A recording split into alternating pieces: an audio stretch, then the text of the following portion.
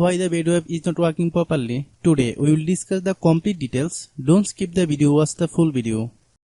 Hello guys, and welcome back to my YouTube channel Shaem Tech BD. Today I will discuss how to fix Badoo app stuck on the loading page. I have a request. If you are new to channel, please subscribe and stay with us. Open settings. Open the date and time settings.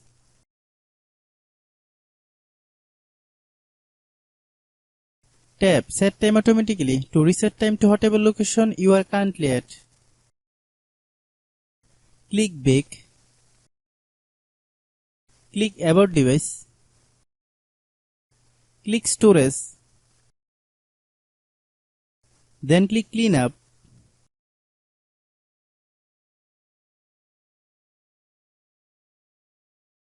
Click Clean. Click Back. Click Apps. Click App Management. Find Badoo app. Click Badoo app. Click Storage Use. Click Clear Cache.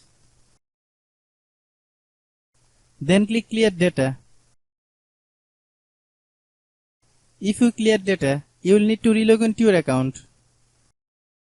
Then click Delete. Then open Google Play Store.